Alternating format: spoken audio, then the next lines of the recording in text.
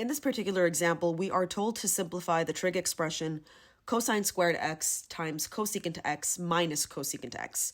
In my first step to try to solve this problem, what I'm going to do is rewrite the problem, but instead of putting cosine squared x first, I'm going to put cosecant x first times cosine squared x minus cosecant x, particularly for the reason that this format where cosine squared x times cosecant x minus cosecant x is written in that particular way could be a little bit misleading to some, and you might be tempted to say that, oh, this is going to equal to 0, which means 0 times this entire thing is equal to 0, but that would technically not be correct to do.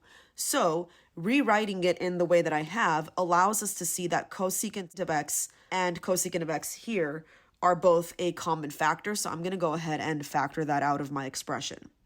So I can say cosecant x times cosine squared x minus 1. Now, cosine squared x minus 1 kind of calls back to the Pythagorean identity here, where we have, if we recall for a second, sine squared u plus cosine squared u is equal to 1. And I'm using a different variable. I'm using u in this particular case just to refer back to the idea that you can literally plug in any angle variable, doesn't necessarily matter, into the argument of the trig function and the identity still works the same way. But now if I wanted to relate this to the format that I have in my original problem here, I can go ahead and say that the sine squared u is equal to 1 minus cosine squared u. But compare this format here to the version we're trying to work with, and you'll see that in reality, those are kind of the negatives of each other. They're opposites. So what I can do here is factor out a negative sign from my original equation. So I'll say negative cosecant x times 1 minus cosine squared x.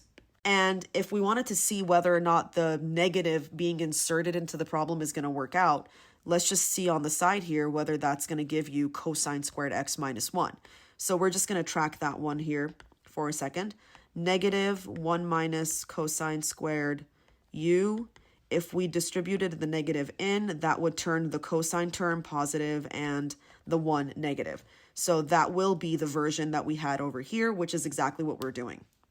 So continuing from here, now we can say that 1 minus cosine squared x is equal to sine squared x, because we're referring back to this format of the Pythagorean identity. So we'll continue from there. So now you have negative cosecant x times sine squared x, which is simpler than the original format of the problem. But again, we need to simplify this as much as possible. And cosecant of x is equal to 1 over sine of x. So we've got negative 1 over sine x times sine squared x. And if we recall, in reality, this sine squared x, when you have a square, that means the entire thing is squared. So technically, you can cancel out one of the sine terms with the sine in the denominator, and that's going to give you negative sine x, and that's your answer.